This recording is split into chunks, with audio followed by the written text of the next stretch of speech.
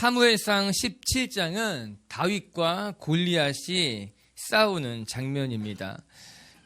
다윗의 이야기 중에 가장 유명한 대묘교라고 할 수 있겠죠. 믿지 않는 사람들도 흔히 말하기를 다윗과 골리앗의 싸움이다 이야기할 정도로 오늘 우리가 읽고 있는 본문은 매우 유명한 본문입니다. 베들레헴에 사는 소년 다윗이 가드의 장군 골리앗 앞에서 조금도 기죽지 않고 맞서서 싸웁니다. 뿐만 아니라 결국에 그 베들레헴 소년이 골리앗을 무찌르고 이 전쟁을 승리로 이끄는 정말 상상할 수 없는 놀라운 일이 오늘 우리가 읽는 사무엘상 17장에 나타나 있어요.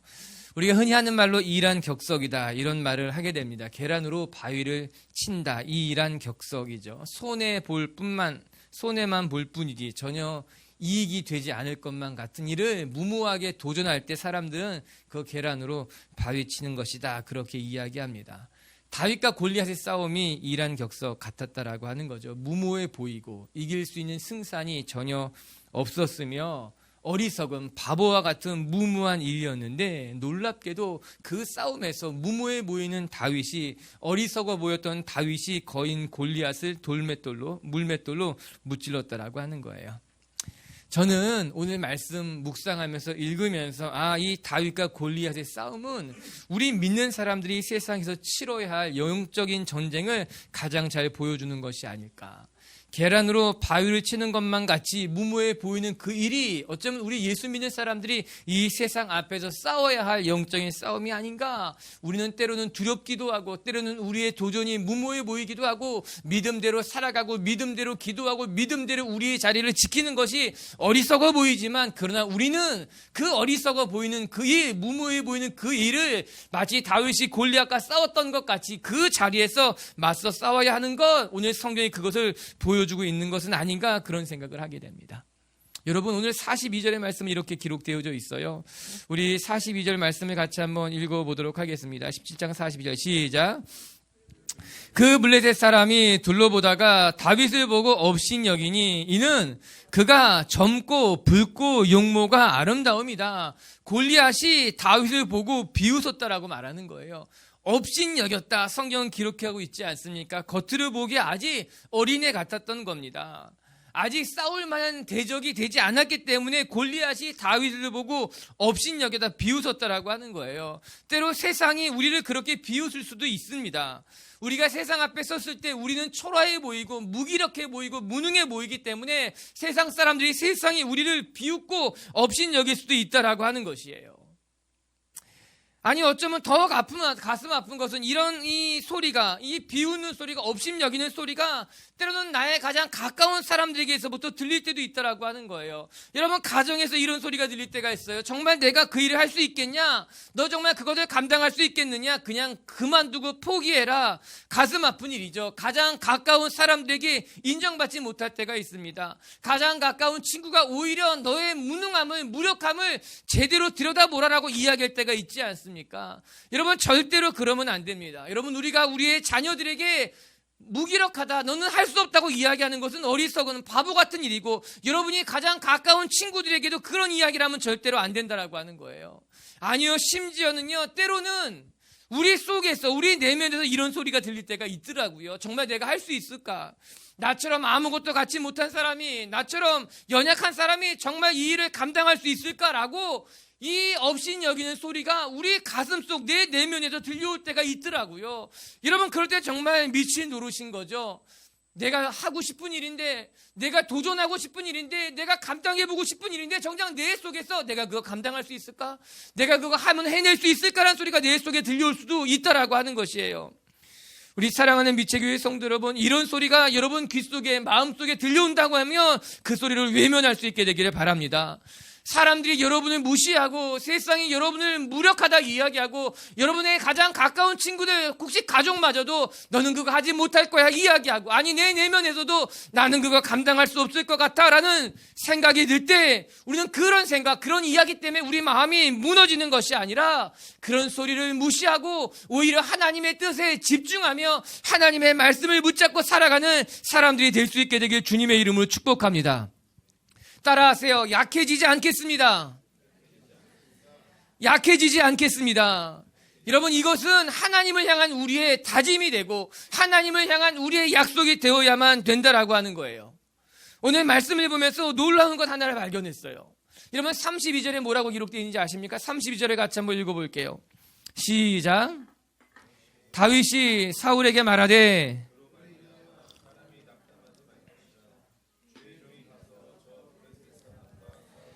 오늘 말씀은 그렇게 읽는 게 아니에요. 32절을 큰 목소리로 읽어요. 시작. 다윗이 사울에게 말하되 그로 말미암아 사람이 낙담하지 말 것이라 주의 종이 가서 저 블레셋 사람과 싸우리이다. 낙담하지 말라라고 하는 거예요. 그런데 이 말을 누가 누구에게 한 말입니까? 다윗이 사울에게 한 말이었어요. 여러분, 놀랍지 않습니까? 베들레헴의 일개 초은 소년이 이스라엘 왕 사울을 위로하고 있는 거예요. 베들레헴의 촌뜨기가 지금 앞에 만난 사울 왕을 위로하고 격려하고 도전을 주고 있는 말이라고 하는 것입니다. 여러분, 위로는 윗사람이 아랫사람에게 하는 말 아닙니까? 힘이 있는 사람이 힘이 없는 사람에게 하게 되어 있어요. 대장이 졸병에게 힘을 내라고 하는 것이 상식적인 이야기 아닙니까? 그런데 오늘 말씀은 무엇이라고 말하고 있어요? 오히려 이스라엘의 왕인 사울은 두려움에 떨고 있었고 베들레헴의 작은 소녀는 담대하게 그 떨고 있는 왕을 위로하고 있는 거예요. 힘내라고 격려하고 있다라고 하는 것입니다. 사랑하는 성도 여러분, 우리의 모습이 작고 초라해 보일 때가 있을 수 있습니다. 그래서 세상 사람들이 우리를 초라하게 보는 걸 수도 있습니다. 그때 우리는 나는 아무런 존재도 아닌 것 같아요. 나는 무기력해 보일 수 있다라고 하는 것이에요. 그러나 오늘 말씀처럼요, 하나님의 영이 임하시면 아무것도 아닌 존재가 오히려 왕을 위로하는 존재가 된다라고 하는 거예요. 시골의 촌뜨기 같은 사람이 일개 왕을 권면하고 위로하고 힘을 주고 하나님의 말씀을 전하는 존재가 되게 된다라고 하는 것입니다. 사랑하는 빛의 교회 성도 여러분, 위로는 높은 자리에 있는 사람이 하는 것이 아니라 영적인 권세를 가진 사람이 하게 되어 있다라고 하는 거예요.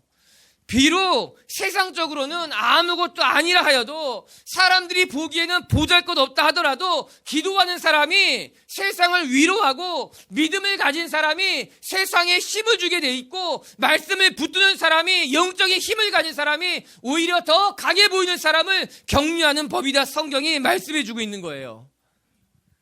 할렐루야. 전 우리에게 이런 영적인 힘이, 기도의 힘이, 말씀의 힘이 있는 하나님의 사람들, 담력 있는 사람들이 되기를 주님의 이름으로 축복합니다. 마치 계란으로 바위를 치는 것만 같다고 나는 아무것도 할 수 없는 무기력한 자라고 하지만 하나님이 함께 하실 때에 바위같이 단단해 보이는 세상이 부서지게 되어 있다라고 하는 거예요. 연약해 보이는 예수 믿는 사람들을 통해 아무것도 아닌 것만 같은 그 한마디의 기도를 통해 하나님의 뜻이 세상을 부수고 하나님의 뜻을 이루어간다. 성경이 말씀해 주고 있는 거예요. 아멘. 아멘.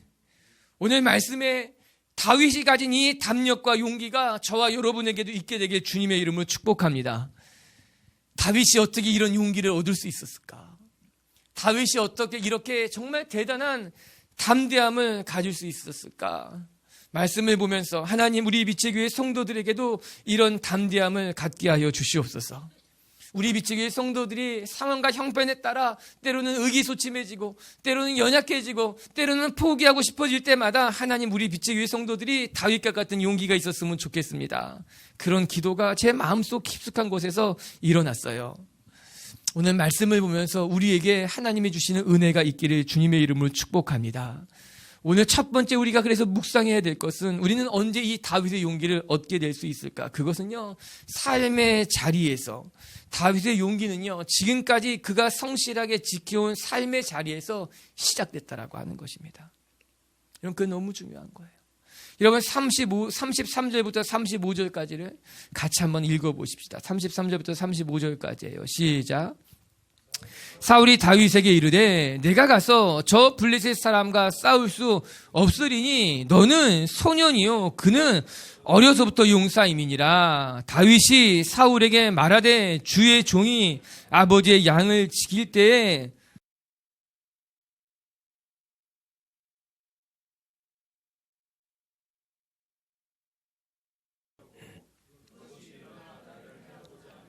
내가 그 수염을 잡고 그것을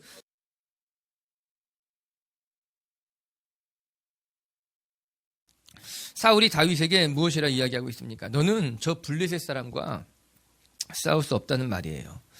너는 소년이지만 저 블레셋 사람은 어려서부터 용사로 자리 잡은, 용사로 자라난 사람이라고 하는 것입니다. 여러분, 그도 그럴 것이, 골리앗은요, 우리가 읽지 않았지만 17장 앞절에 보게 되면요, 키가 6규빗하고도 한 뼘이요. 온 몸에는 놋갑옷을 둘러 입었더라. 근데 그 갑옷의 무게만 해도 무려 놋 5,000세겔이라고 하는 거예요. 여러분, 키가 6규빗하고 한 뼘이라는 것은요, 약 2.9m가 된다는 거예요. 거의 3m의 거구라고 하는 거죠. 그가 입은 갑옷이 5,000세겔이라고 하는 것은요, 약 57kg를 말하는 거예요. 57kg의 갑옷을 입고 서 있는 대단한 사람인 거예요. 어마어마한 사람이죠. 아마도 비정상적으로 큰 사람이 아니었을까. 블레셋 사람들이 다 그렇게 거구는 아니었을 것이 분명합니다. 그런데 이 골리앗이라는 사람, 성경을 보면 그는 싸움을 돋구는 자다 기록해 놓고 있어요. 굉장히 특별한 사람이었을 것이 분명합니다.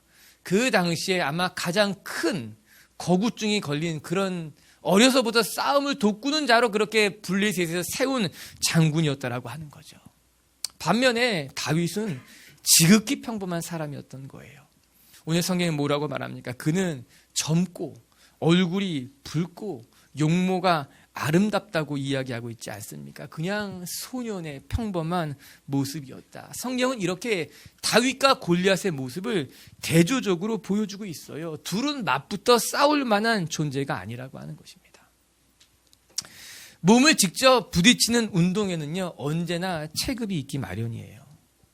비슷한 체격을 가진 사람들이 싸워야 공정하다라고 하는 것입니다. 하지만 여러분, 전쟁에서 무슨 체급이 있겠습니까? 전쟁할 때 체급끼리 싸우겠습니까? 그렇지 않은 거예요. 더 크고 더 힘이 세서, 그래서 이기기만 하면 되는 것이 전쟁입니다. 이런 상황에 다윗이 골리앗 앞에 맞서기에는 턱없이 부족한 존재였다라고 하는 것이에요. 그러나 사랑하는 성도 여러분, 결과적으로 누가 이기는가? 다윗이 이 거구 골리앗을 무찌릅니다. 여러분, 축복하고 싶어요. 여러분, 감당할 수 있는 것 이상의 일을 감당할 수 있는 사람들이 되길 주님의 이름으로 축복합니다. 늘 내가 할 줄 아는 것만 하는 사람이 아니라, 늘 내가 감당할 수 있는 것만 감당하는 것이 아니라, 때로는 감당할 수 없는 일도, 때로는 내 힘에 버거워 보이는 일까지도 하나님의 사람이라면 우리는 맞서야 하며, 또한 그것을 이겨낼 수 있는 사람들이 되어야 된다라고 하는 것이에요. 다윗은 골리앗을 감당하기에 버거워 보였고 불가능해 보였지만, 오늘 말씀해 보면 그 불가능한 것에 다윗은 도전했으며, 하나님은 불가능해 보이는 그 일을 다윗을 통해 이루시고 계시다라고 하는 것입니다. 주님과 함께 하신다, 주님이 함께 하신다면 우리는 감당해낼 수 없는 일들을 감당하게 되며, 내 힘에 버거워 보이는 일도 감당하게 되어 있다라고 하는 것이에요. 성경을 봐도 여리고를 무너뜨리는 것은 이스라엘 백성이 할 수 있는 일이 아니었습니다. 기드온의 300용사가 미디안의 군사와 맞서 싸우는 것은 가능한 일이 전혀 아니었다라고 하는 것이에요. 그러나 하나님이 함께 하시자 여리고가 함성 소리로 무너진 것 아니겠습니까?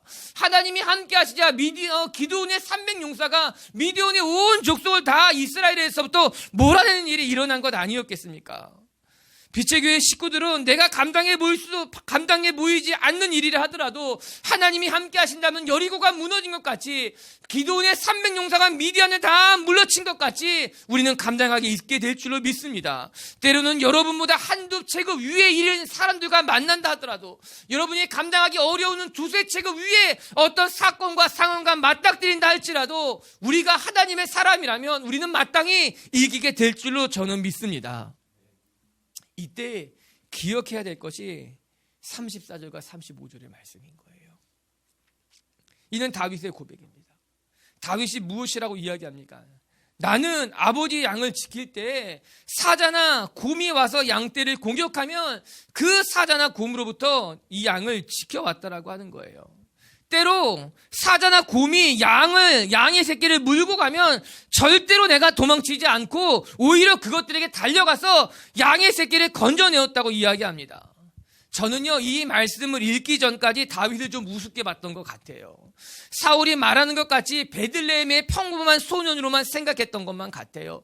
하지만 34절과 35절을 읽어보면서 다윗이 내가 생각하는 것처럼 그렇게 그냥 만만한 소년은 아니었구나, 평범한 사람은 아니었구나 생각하게 되었습니다. 여러분, 다윗은요, 오히려 그 들판에서 삶의 자리에서 산전수전 다 겪어가면서 자기에게 맡겨진 양떼를 지켰던 사람이 다윗이구나 깨닫게 된 거예요. 여러분, 사자나 곰은 사람이 감당할 만한 짐승이 아닙니다. 사자나 곰은 짐승이라고 말하지 아니하고 오히려 피해야 될 맹수라고 이야기합니다. 하지만 다윗은 아무리 무서운 맹수가 나타난다 하더라도 자기가 지켜야 할 양들이 있다면 결코 물러서지 않았다라고 하는 거예요. 오히려 더 강하게 사자와 곰을 상대하여 자기의 양들을 지켜냈다고 이야기한 것 아닙니까? 이렇게 그 삶의 자리에서 수도 없이 많은 짐승들과 맞서 싸우면서 다윗은 담력이 생기게 된 거예요.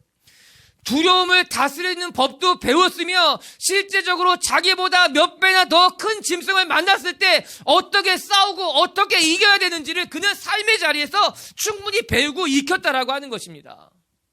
여러분, 우리의 삶의 용기가 어디에서부터 말미암을까요? 결정적인 순간에 나도 모르는 곳에서 막 솟구쳐 오르는 것이 용기라고 생각합니까? 내가 지금까지 단 한 번도 싸워보지 않았는데, 내가 지금까지 단 한 번도 용기를 내지 않았는데 결정적인 순간이 오게 되면 그냥 내 안에 막 뜨겁게 일어나고 싸울 만한 용기가 일어난다고 생각합니까? 평생 도망 다니고 평생 회피하고 평생 편한 것만 선택하며 살았는데 내 삶의 결정적인 순간이 오면 그냥 용기가 막 일어날 것만 같습니까? 그런 일은 일어나지 않는다라고 하는 거예요.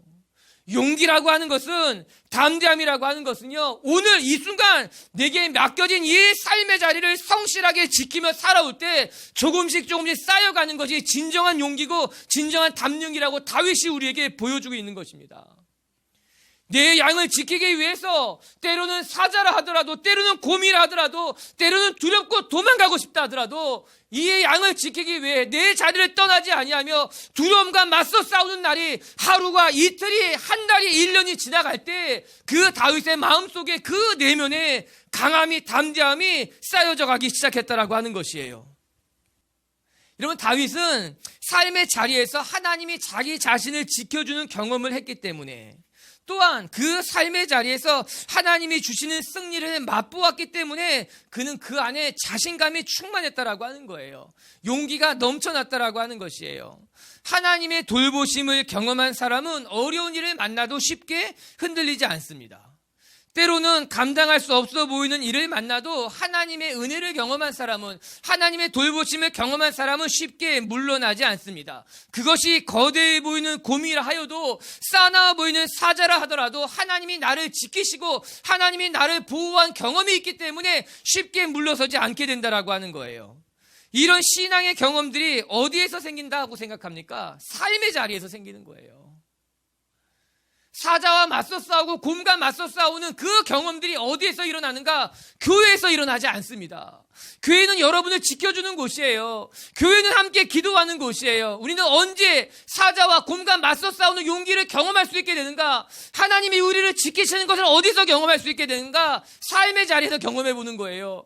여러분이 사업하는 그 사업의 자리에서, 여러분이 사람들과 관계 맺는 그 관계들 속에서, 여러분이 불표하는 그 일터에서 하나님이 어떻게 하나님의 백성을 지키며, 하나님이 어떻게 하나님의 백성들을 선하게 인도하며, 하나님이 어떻게 하나님의 백성들을 담대하게 하는지를 그 삶의 자리에서 경험하게 되어 있다라고 하는 것입니다.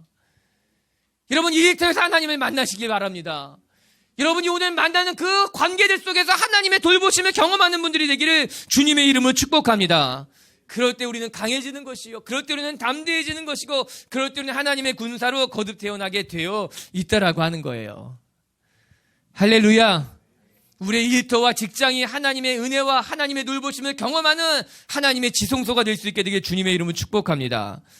두 번째, 오늘 우리가 또 묵상해야 될 것은, 우리는 하나님이 주시는 그 삶의 자리에서 익숙해질 때까지 최선을 다할 때 그 익숙함이 우리를 승리의 자리로 이끌어간다는 것을 경험하게 될 겁니다. 우리 38절과 39절을 이제 묵상합니다. 38, 39절 시작.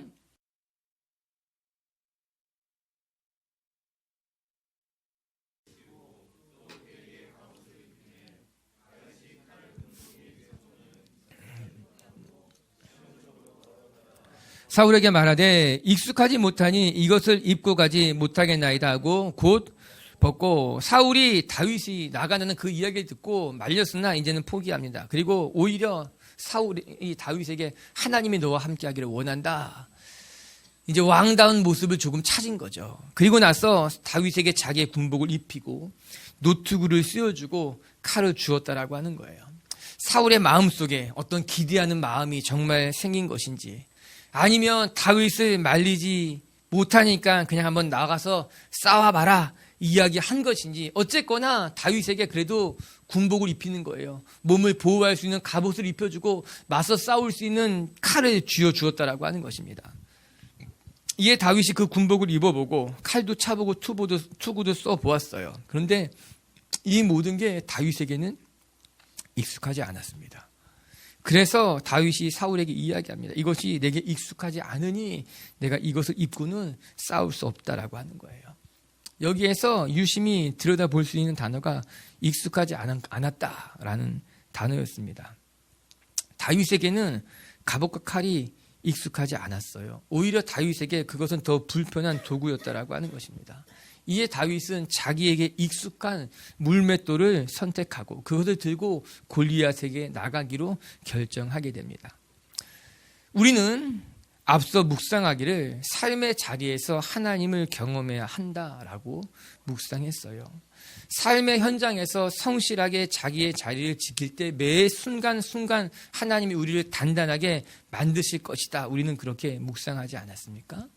그런데 여기서 한 가지를 더 묵상하게 됩니다. 그 삶의 자리에서 날마다 연습하고 익힌 것이 결국 우리의 삶의 결정적인 순간에 하나님께서 쓰시는 축복의 도구가 된다라고 하는 거예요. 결국에 다윗이 선택한 것이 무엇이었는가? 물맷돌 5개를 선택했습니다. 다윗은 그것으로 골리앗을 무찌릅니다. 한번 생각해 보았습니다. 다윗이 양을 지키다가 사자와 곰이 나타났을 때 무엇으로 짐승들을 상대했을까요? 바로 물맷돌과 막대기였을 것입니다. 그는 물맷돌로 양을 물고 달아나는 사자를 공격했을 것입니다. 자기보다 큰 덩치의 곰이 달려왔을 때도 다윗은 그 물맷돌을 사용해서 자기를 지켰으며 자기에게 맡겨진 양들을 건져냈을 것이 분명합니다. 그리고 이제 골리앗과 맞서 싸울 때도 다윗은 다른 것을 선택한 것이 아니라 지금까지 자기가 익숙하게 사용했던 물맷돌을 들고 골리앗 앞에 나아갔다라고 하는 것이에요. 여러분, 익숙하다라고 하는 것은요, 내 몸에 배어있다라고 하는 거예요. 오랜 시간 동안 사용했기 때문에 자기의 몸에 배어있는 것을 우리는 익숙해졌다라고 이야기합니다. 아마 모든 훈련은 익숙해지는 연습일 것입니다. 운동선수들이 올림픽에 나가기 위해서 연습을 한다라고 하는 것은요, 익숙해지는 훈련을 하는 거예요. 공을 다루는데 익숙해지는 거예요. 오래 뛰고 달리는데 익숙해지는 거예요. 어려운 일을 만나도 끝까지 참고 견디는데 익숙해지는 연습을 하게 되는 거예요. 이렇게 익숙해지기 위해서 매일 연습을 하고 훈련을 하는 것이다. 그것을 우리가 이미 알고 있는 것 아니겠습니까? 그런데 이렇게 반복적으로 훈련을 할 때 우리의 몸의 익숙함이 배이게 되는 것이고, 우리의 마음에도 우리의 정신에도 그 익숙함이 배어지게 되는 거예요. 우리가 골리앗과 같은 적을 만날 때, 혹은 내가 감당하기 어려운 일을 만날 때 당황하지 않고 맞서 싸우려면 우리는 익숙해져야 된다라고 하는 것이에요. 그 상황이 몸에 배이고 어려운 상황에서도 어떻게 담대하게 싸워야 할지를 우리 몸에 배워야지만 우리는 도망치지 않고 맞서 싸울 수 있는 사람이 되는 것 아닙니까? 여러분, 결국 운동선수들이 몸이 익숙해지면요, 이제는 반사적으로 내 몸이 반응하게 되어 있다라고 하는 거예요. 머리로 생각해서 움직이는 것이 아니라 몸이 먼저 반응하게 만드는 것 아닙니까? 맞고 차고 때리자 머리로 개혁해서 맞고 차고 때리는 것이 아니라 상대방이 공격했을 때 내 몸이 반사적으로 맞고 차고 때릴 수 있게 만들어가는 것이, 그것이 내 몸이 영적인 싸움에 익숙하게 만들어가는 것 아니겠습니까? 예전에 친구 중에 사격하는 사람들이 있었는데 그 친구가 군대에 가서 이제 저격수가 됐어요. 근데 그 친구의 말이 너무너무 인상적이었어요. 처음에 관역을 찾는데도 시간이 많이 걸렸다는 거예요. 바빴다라고 하는 거예요. 관역을 찾고 그 관역에 집중해서 호흡을 멈추고 방아쇠를 당기기까지 너무나 긴 시간이 걸렸어요. 또 방아쇠를 당겨도 정확하게 맞추는 게 쉽지 않았다는 거예요. 그런데 날마다 훈련을 하고 총을 쏘고 또 쏘고 또 쏘니까 나중에 뭐라 그런지 아십니까? 나중에는요, 관역이 자기 총의 스코프 안에 그냥 들어온다는 거예요. 조준경에 내가 관역을 찾아가는 것이 아니라 총을 대면은 관역이 자기 스코프 안에 와서 들어온다는 거예요. 그리고 반사적으로 당기면 그냥 백발백중 맞는다는 이야기를 하더라고요. 참 그 이야기가 너무너무 인상적인 거예요. 정말 얼마나 총을 오래 쏘면 관역이 자기 스코프 안에 들어와. 여러분 진짜 관역이 스코프 안에 움직여서 들어오겠습니까? 몸이 찾아가는데 반사적으로 찾아가는 것 아니겠습니까? 그래서 그 조준경에 들어온 그 관역에 방아쇠를 당기기까지 얼마 시간이 걸리지 않는다라고 하는 거예요. 다윗은 골리앗을 무찌르기 위해 물맷돌을 듭니다. 그것은 그의 삶의 자리에서 날마다 훈련해져 다윗에게는 너무나 익숙해져 있는 물건이었다라고 하는 거죠. 그리고 그 다윗은 익숙해진 이 물매를 가지고 골리앗과 맞서 싸우고 있다라고 하는 것이에요. 빛의 교회 성도 여러분, 우리가 우리의 삶의 자리를 성실하게 지키며 날마다 매일 허락하신 하나님의 삶을 살아가게 될 때 우리는 유능한 사람이 될 거예요. 여기서 유능하다고 말하는 것이 바로 익숙해지는 것 아닙니까? 내게 맡겨진 사명에 익숙해지는 거예요. 내게 찾아오는 두려움을 극복하는 데 익숙해지는 거예요. 기도하는 데 익숙해지고 말씀을 보는 데 익숙해지고 내가 맡은 분야에 익숙해지고 내가 싸워야 될 전쟁에 익숙해지는 거예요. 그 익숙함은 때로는 내가 감당하기 어려운 일을 만날 때 그것을 이기는 지렛대가 된다라고 하는 것이죠. 매일의 삶의 자리에서 여러분에게 맡겨진 일을 익숙해질 때까지 최선을 다하는 분들이 되길 주님의 이름으로 축복합니다. 그렇게 익숙해지면 우리 몸이 배이는 것이고 우리 모임에 배게 되면 두려움도 때로는 감당할 수 없어 보이는 골리앗 같은 사람들 앞에서도 우리는 익숙하게 자연스럽게 내 몸이 반응하면서 맞서 싸워 승리로 우리를 이끌어가게 된다라고 하는 거예요. 두려움을 이기는 것도 익숙해지십시오. 여러분이 감당할 수 없는 사람을 만날 때도 익숙해지십시오. 그것을 맞서 싸우는 것도 익숙해질 수 있는 하나님의 사람들이 되기를 주의 이름으로 축복합니다. 세 번째, 다윗에게 어떻게 그런 대단한 용기가 나타날 수 있었을까? 결정적인 이유가 마지막에 나옵니다. 이 45절의 말씀이에요. 우리 45절 자막을 통해 같이 한번 읽어볼까요? 45절의 말씀 시작.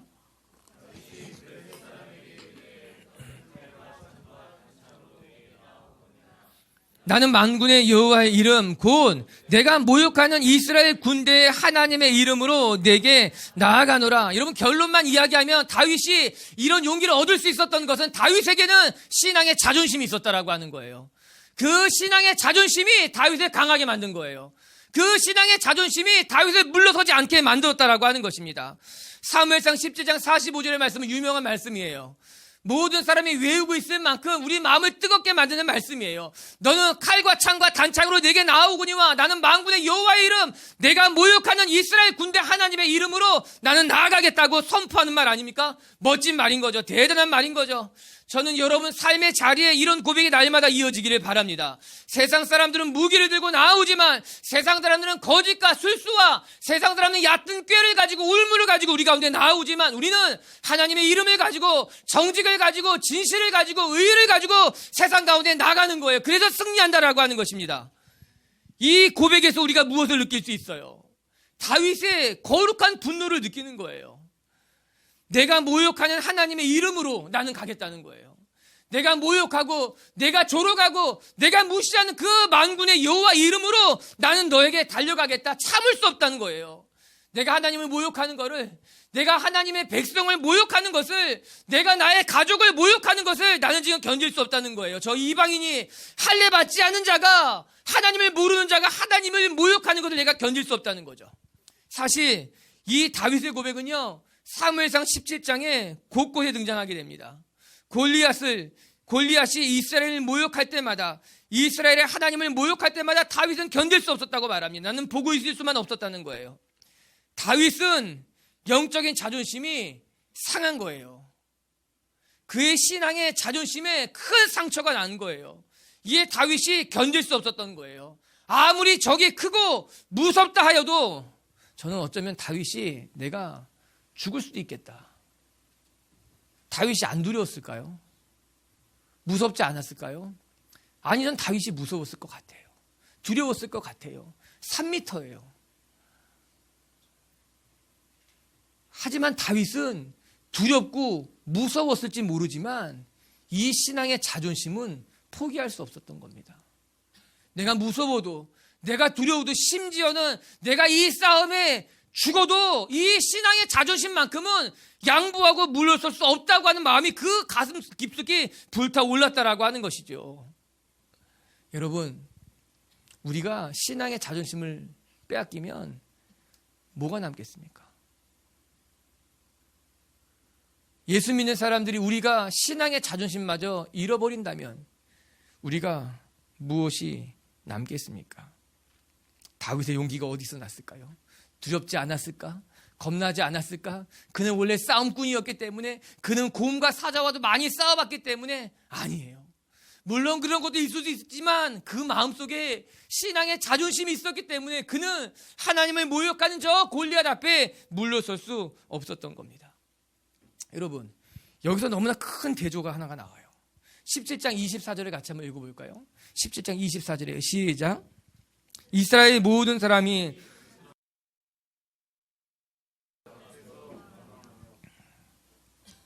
이스라엘 사람들은요, 골리앗을 보고 다 도망쳤답니다. 이스라엘을 모욕하고 하나님을 모욕하는 블레셋 사람을 보고 이스라엘 사람들이 다 도망갔다는 거예요. 그러나 다윗은 도망갈 수 없었던 거죠.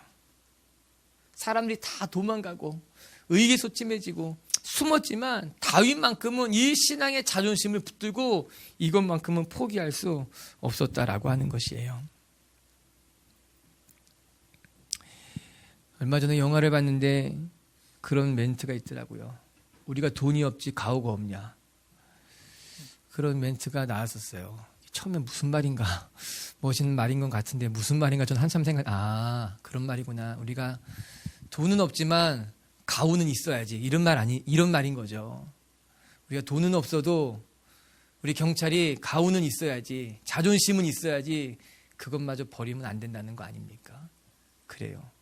우리 예수 믿는 사람들이 돈은 없어도 자존심은 있어야죠. 예수 믿는 사람들이 세상 앞에서 때로는 넘어지고 쓰러져도 자존심은 지킬 줄 아는 하나님의 사람들이 되어야 되는 것 아닙니까? 그러나 지금 세상을 보면 지금 세상은 교회를 손가락질하고 하나님을 모욕하고 기독교가 이제는 오히려 세상의 빛과 소금이 아니라 손가락질 받는 그런 어떤 천덕꾸러기처럼 되어버리지는 않았습니까? 우리 빛의 교회 성도 여러분, 저는 우리에게 신앙의 자존심이 있게 되기를 주님의 이름으로 축복합니다. 내가 연약하고 부끄럽지만, 내가 힘이 없고 무능하다는 이야기를 듣지만, 그러나 신앙의 자존심만큼은 잃어버리지 않겠다. 어떠한 일이 있어도 이 신앙의 자존심만큼은 포기하지 않은 하나님의 사람이 되겠다. 세상이 하나님을 욕할 때 나는 그 자리를 버티고 서 있겠다. 세상이 하나님의 몸된 교회를 손가락질할 때 나는 그 자리를 버티고 있는 사람이 되겠다. 세상이 아무리 거대해 보인다 할지라도 나는 그 자리에서 영적인 자존심을 지키는 사람이 되겠다. 결단한다면 하나님은 그 주의 백성을 통해 골리앗과 같은 세상을 단단해 보여 부서지지 않을 것만 같은 바위와 같은 세상을 하나님은 깨트리고 하나님의 뜻을 이루게 될 줄로 믿습니다. 전 저와 여러분에게 그런 신앙의 자존심이 끝까지 끝까지 있게 되기를 주의 이름으로 축복합니다. 말씀을 마칠게요. 다윗은 골리앗을 상대할 만한 사람이 아니었습니다. 사람들 모두 다윗에게 돌아가라고 이야기합니다. 그의 형들도 사울 왕도 다윗을 무시했습니다. 그러나 다윗은 골리앗을 상대로 놀라운 기적을 만들어내지 않았습니까? 사랑하는 빛의 교회 성도 여러분, 세상이 우리에게 너는 할 수 없다, 너는 무기력하며 너는 무능한 자다, 아니 때로는 내 주위에 있는 사람들이 우리를 그렇게 무기력하게 만든다 하더라도, 아니 때로는 내 속에서 나는 할 수 없는 연약한 사람이다 라는 이야기가 들린다 하여도 그것 때문에 여러분 스스로 낙심하거나 낙담하는 사람이 아니라 오히려 나의 연약함을 통해 하나님 뜻을 이루어 주시옵소서라고 기도할 수 있는, 골리앗과 같은 그 거대한 거구 앞에서도 물러서지 않을 수 있는 용기를 가진 하나님의 사람들이 되게 주의 이름으로 축복합니다. 여러분, 그 용기가 어디서 나오겠습니까? 삶의 자리에서 나오는 거예요. 여러분의 일터에서, 여러분의 직장에서, 여러분이 오늘 만나는 그 삶의 자리에서 곰과 사자와 싸우면서 얻어지는 것이 진정한 용기라고 하는 것입니다. 여러분, 삶의 자리에서 하나님이 주는 용기를 날마다 배울 수 있는 하나님의 사람들이 되길 주님의 이름으로 축복합니다. 그리고 두 번째, 여러분, 우리는 우리의 삶의 자리에서 최선을 다해 어떠한 일이 일어나도 물러서지 않는 익숙한, 우리의 삶이 익숙해질 때까지 최선을 다할 수 있는 그런 하나님의 사람들이 되어야 됩니다. 여러분의 분야에서, 여러분이 맡겨진 자리에서, 여러분의 사명의 자리에서 여러분 익숙해질 때까지 훈련하고 연습하고, 그래서 어려운 일을 만나도 넉넉히 이길 수 있는 주의 백성들이 될 수 있게 되기를 바랍니다. 그리고 세 번째, 신앙의 자존심을 지키십시다. 어떠한 일이 있어도 이 신앙의 자존심만큼은 무너지지 않도록 서로가 서로를 지켜주고 내가 내 자신의 신앙의 자존심을 지킬 수 있는 하나님의 사람들이 되기를 주님의 이름으로 축복합니다.